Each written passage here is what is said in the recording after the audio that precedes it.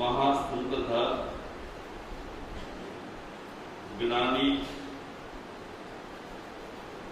अनेक ग्रंथोना रचयिता हरिभद्र सूरी विरचित धर्मबिंदु ग्रंथ आधारित प्रवचनमाला चाली रहेल छे। आ प्रवचनमाळामां चौथो विषय आपनो चाले छे। पहला विषय में आपणे विचार्યું प्रामाणिक जीवन जीवવું, प्रामाणिक व्यवहार करवो, नीति અને ન્યાય સાથે રાખી કરીને જીવન જીવવું। બીજા મુદ્દા પર આપણે વિચાર્યું શિષ્ટાચાર વાળા જે લોકો રહેલા છે એમની પ્રશંસા કરવી અને એની સાથે સાથે ઋષિ મુનિઓ અને આપ પુરુષોએ જે સારા સારા આચાર બતાવ્યા છે શિષ્ટ આચાર એની પ્રશંસા કરવી। ત્રીજા મુદ્દા પર આપણે વિચાર્યું સમાનશીલ અને સમાન કુલ અન્ય ગોત્ર અને જેના લોકો બહુ વિરોધી ન હોય એવી વ્યક્તિ સાથે સગપણ વ્યવહાર કરવો, લગ્ન વ્યવહાર કરવો। चौथो मुद्दो चाली रह्यो छे पाप विरोध थई अने रहेवो। हालमां आपणे सुख दुख विશે વધારે વિચારીએ છીએ અને સૌ કોઈની એવી ઈચ્છા રહેલી છે કે દુઃખ મને ન મળવા જોઈએ, સુખ कोई पण उपाय મળતા હોય તો મારે પ્રયાસ કરવો છે, કોઈ પણ ઉપાય સુખ મને જોઈએ છે। એક વખત લોકોની ઘણી થતી પાપ અને પુણ્ય પર હવે ગણિત બદલાઈ છે। પાપ પુણ્યની ગણિત ઘટી ગઈ છે અને સુખ દુઃખની ગણિત વધી ગઈ છે। एक श्लोक में कहे छे कि आजे लगभग बधानो एक ज प्रयास रहेलो छे। कयो प्रयास रहेलो छे? सर्वत्र सर्वस्य सदा प्रवृत्तिः दुःखस्य नाशाय सुखस्य हेतुः तथापि दुःखं न विनाशमेति सुखं न कस्यापि भजेत स्थिरात्वम् सुखं न भजेत सुखं न कस्यापि भजेत स्थिरत्वम्। सदा અને સર્વત્ર એક જ પ્રવૃત્તિ રહેલી છે। કઈ પ્રવૃત્તિ છે? દુઃખ ટળે અને સુખ મળે, દુઃખનો નાશ થાવ અને સુખની પ્રાપ્તિ થાવ, સર્વત્ર આ પ્રવૃત્તિ છે। માણસ સદાય મહેનત કરે છે સુખ મેળવવા માટે। સવારથી લઈ કરી અને રાત સુધી માણસનો એક જ આ પ્રયાસ રહેલો છે, કોઈ પણ હિસાબે સુખ મળવું જોઈએ। આજકાલની આપણી મહેનત નથી, આ ઘણા સમયની મહેનત છે। ઘણા સમયની મહેનત છતાં પણ, સતત મહેનત છતાં પણ હજી આપણે જે ધારેલું છે તે સુખ મળ્યું નથી, આપણે જે ધારેલું છે તે દુઃખ ટળ્યું નથી। તથાપિ દુઃખમ ન વિનાશમેતિ, દુઃખ કોઈને જોઈતું નથી। एक कुंता माताजी હતા, એમણે માંગી લીધું કે મને દુઃખ જોઈએ છે, બાકી ગમે તેને આપણે પૂછીશું, સમજતો નહીં હોય તે છતાં પણ કહે છે કે મને દુઃખ ન જોઈએ, મને સુખ જોઈએ। તો સુખ મેળવવા માટે માનવ મહેનત ખૂબ કરે છે। જ્યાં જ્યાં એને જે યોગ્ય લાગે છે ત્યાં ત્યાં સુખ મેળવવા માટે એ પ્રયાસ કરે છે, તે છતાં પણ ખપે તેવું અને ખપે તેટલું એને સુખ મળ્યું નથી. સુખમ ન કસ્યાપી ભજેત સ્થિરત્વમ, દુઃખ ટળ્યું નથી અને સુખ જોઈએ તેવું મળ્યું નથી. આવે ક્યારેક ઝલક મળે છે આપણને, દુઃખની નહીં પણ સુખની આપણને ઝલક મળે છે, પણ એ ઝલક કેટલા પૂરતી? બહુ ટેમ્પરરી ઝલક મળે છે. વધુમાં વધુ તો આપણે સુખ કરતા પણ દુઃખનો અહેસાસ કરી રહ્યા છીએ. જેને સુખ જોઈએ અને જેને દુઃખ ન જોઈએ તેને શું કરવું જોઈએ એ રસ્તો પણ મહાપુરુષોએ બતાવ્યો છે. અને શ્લોકમાં કહે છે એ સંદર્ભમાં પણ સુખમ ધર્માત દુઃખમ પાપાત સર્વશાસ્ત્રેષુ સંસ્થિતિઃ, સર્વશાસ્ત્રેષુ સંસ્થિતિઃ ન કર્તવ્યમતઃ પાપમ ન કર્તવ્યમતઃ પાપમ કર્તવ્યો ધર્મ સંચયઃ, કર્તવ્યો ધર્મ સંચયઃ. સુખ શેનાથી મળે? એ શ્લોકમાં બતાવે છે કે સુખ ધર્મથી મળે છે. દુઃખ શેનાથી મળે છે? તો દુઃખ પાપથી મળે છે. આ એક શાસ્ત્રમાં નહીં, વિશ્વમાં જેટલા ધર્મના શાસ્ત્રો રહેલા છે એ ધર્મના તમામ શાસ્ત્રો એક જ વાત કરે છે કે દુઃખ પાપથી મળે છે અને સુખ શેનાથી મળે છે? ધર્મથી મળે છે. જેને દુઃખ ન જોઈતું હોય અને જેને સુખ જોઈતું હોય એને શું કરવું પડે? અગર જો સુખ ધર્મથી મળતું હોય તો વ્યક્તિએ સુખ મેળવવા માટે અને સુખ જોઈતું હોય તો ધર્મ કરવું પડે. હમણાં મેં વાંચ્યું કે સંશોધન થયું હમણાં જો કે ઋષિ મુનિઓ અને પરમાત્માએ તો પહેલેથી જ અનુભવ સાથે વાત કરી છે, પણ હમણાં વૈજ્ઞાનિકોએ સંશોધન કર્યું કે વ્યક્તિ જો સારું કરે તો એને કુદરત સારા માટે સાથ આપે છે. આ હાલના વૈજ્ઞાનિકોએ સંશોધન કર્યું છે. અગર જો વ્યક્તિ પ્રમાણિક રહેતી હોય તો કુદરત એને એ રીતે સહાયતા કરે છે. અગર જો વ્યક્તિ અપ્રમાણિક રહેતી હોય તો કુદરત એને સાથ આપતી નથી. તો હમણાં મેં એક દાખલો વાંચ્યો, સાંભળ્યો કે કેટલાક મિત્રો ખરાબ કામ કરતા હતા, પાપના કામ કરતા હતા અને એ જંગલમાં જઈ રહ્યા છે. જંગલમાં જતા એમને ભૂખ લાગી.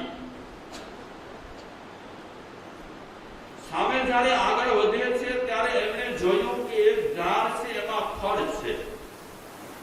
એ મિત્રો આપસમાં વાતો કરે છે કે ભૂખ તો લાગી છે, સામે ફળ દેખાય છે, આપણે ત્યાં પહોંચીએ જલ્દી અને ફળ ખાઈએ તો આપણી ક્ષુધા ભૂખ શાંત થાય. તો એ મિત્રો એ ઝાડ પાસે પહોંચ્યા. બધા ખરાબ કામ કરનારા મિત્રો હતા. જેવા ઝાડ પાસે પહોંચ્યા અને નજીક પહોંચ્યા, ફળો નીચે હતા, એ ઉપર ચડી ગયા, ઉપર ગયા. એમના હાથમાં ફળ આવ્યા નહીં. આગળ જતા એ મિત્રો પંથ કાપતા એમને તરસ લાગી. એમને પાણી પીવાની ઈચ્છા થઈ. તો આગળ ગયા બાદ એમણે કૂવો જોયો, નજર કરી તો પાણી ઊંચે હતું. જેવું પાણી પીવા માટે એમણે હાથ લંબાવ્યું કે પાણી નીચે ઉતરી ગયું. આ વાત બિલકુલ સાચી છે કે માણસ જ્યારે સારા વિચાર સાથે રહેતો હોય અને સારા કામ કરતો હોય ત્યારે કુદરત એને સાથ આપતી હોય છે. બીજા મિત્રોની વાત રહેલી છે એનાથી વિરુદ્ધ સારા મિત્રો, સારા કામ કરનારા મિત્રો, સારું વિચારનારા મિત્રો સાથે મળી અને મુસાફરી કરતા હતા. ચાલતા એમને ભૂખ લાગી. સામે ઝાડ જોયા કેટલાક, એમાં ફળ રહેલા હતા. એ મિત્રો નજીક પહોંચ્યા તો એમને ખબર પડી કે એ બધા ઝાડના ફળ ઊંચે રહેલા છે, ભૂખ લાગી છે, ફળ એમને ખાવા છે, ઝાડની નીચે આવ્યા છે, કુદરતે એમને સાથ આપ્યો, એ ફળ નીચે આવી ગયા, ફળ ખાધા, વાપર્યા, પેટ ભરીને ફળ વાપર્યા, ભૂખ એમની શાંત થઈ અને એ મિત્રોએ વિચાર્યું કે હવે થોડુંક પાણી મળી જાય તો બહુ સારું, અને એ મિત્રો પાણીની શોધ માટે આગળ વધ્યા. એક કૂવો આવ્યો, એમણે નજર કરી તો પાણી ઊંડું હતું. એ વિચારે છે કે આ કૂવાનું પાણી તો બહુ ઊંડું છે, તરસ લાગી છે. ત્યાં ચમત્કાર થયો, એ નીચે રહેલું પાણી, એ ઊંડું રહેલું પાણી એ ઉપર આવી ગયું.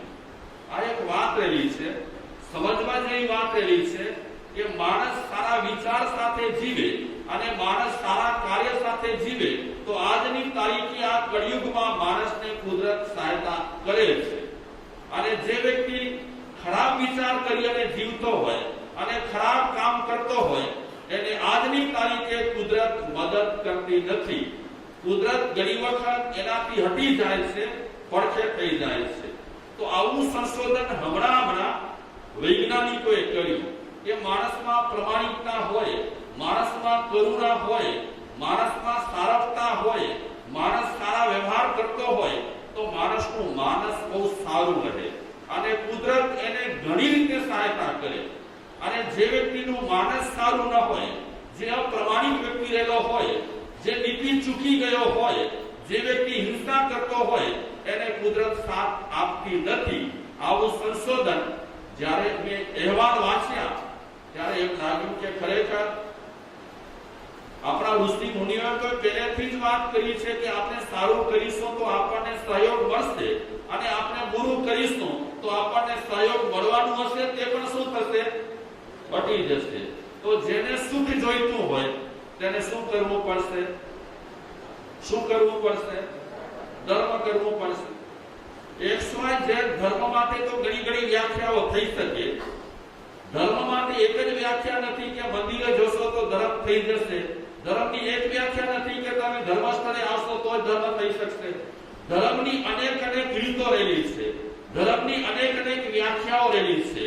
જે ઋષિ મુનિઓએ ખરેખરી વ્યાખ્યાઓ આપી છે એ વ્યાખ્યાઓ પ્રમાણે આપણે કરીએ તો ધર્મથી ગેરંટી સાથે મહાપુરુષો કહે છે સુખ મળે અને મળે. અને જે વ્યક્તિ પાપ કરતો હોય, સતત પાપ કરતો હોય અને એ વ્યક્તિ સુખની આશા રાખે, એ વ્યક્તિ શાંતિની આશા રાખે તો મહાપુરુષો કહે છે શક્ય નથી. જે માણસ સારું કરશે તેને સુખ મળશે, જે માણસ ખરાબ કરશે એને દુઃખ મળશે. એ સનાતન સત્ય છે.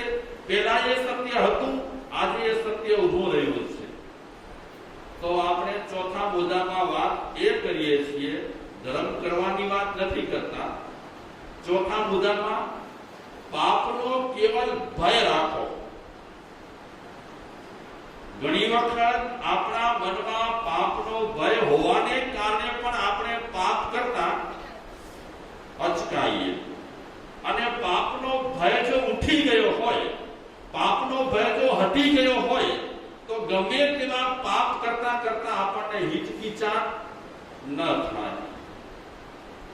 આ દુનિયામાં પાપો ઘણા થાય છે અને ઘણા લોકો કરે છે. એમને જોઈ કરી અને આપણે વિચારીએ કે આટલા લોકો ખરાબ કામ કરે છે, આપણે કરીશું તો એમાં વાંધો શું છે? ઘણા લોકો ઘણા ખરાબ કામો કરે છે, એમને જોઈ કરી અને આપણે એમના વહેણમાં તણાઈ જઈએ. એના કરતા વિચારવાનું એ આપણને કે સારું કરનારા ઓછા હોય છે અને ખરાબ કરનારા વધારે હોય છે. આ જગત પર આપણે દ્રષ્ટિ કરીએ તો સારું કરનારા બહુ ઓછા છે અને ખરાબ કરનારા ઠેર ઠેકાણે આપણને મળશે. અનેક લોકો આપણને મળશે કે ખરાબ કામ કર્યા જ કરે છે. એમને જરા રંજ નથી, એમને જરા પણ મનમાં ખેદ જેવું નથી અને એકદમ વટ સાથે અમે જાણે પરાક્રમ કર્યો છે એવી રીતે પાપો કરી અને રાજી થતા હોય છે.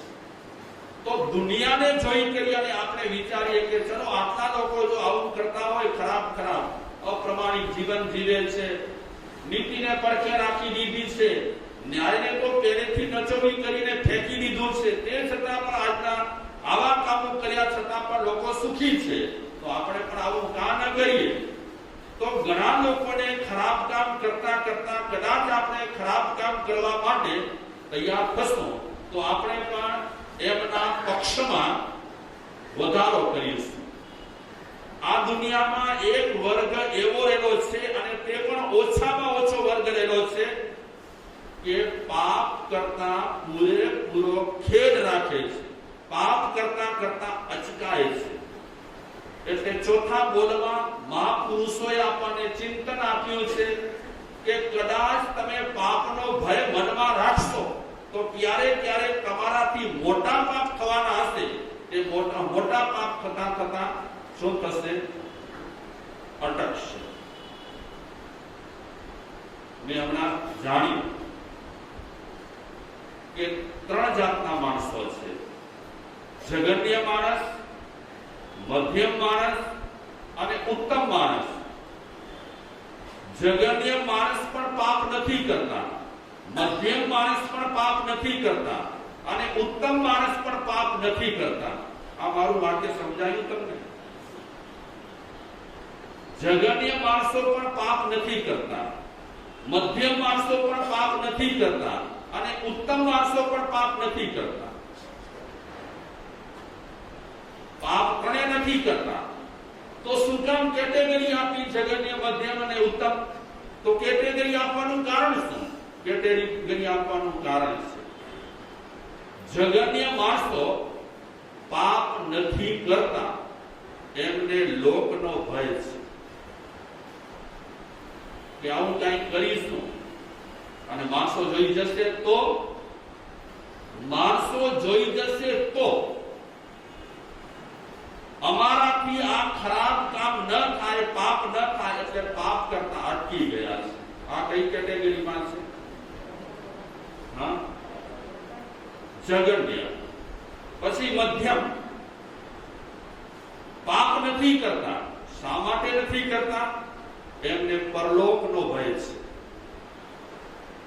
પરલોકમાં આપણે જો પાપ કર્યા હશે તો ભોગવવા પડશે, પરલોકમાં પાપ કર્યા ભોગવવા પડશે તો આપણે પરેશાન થઈ જઈશું.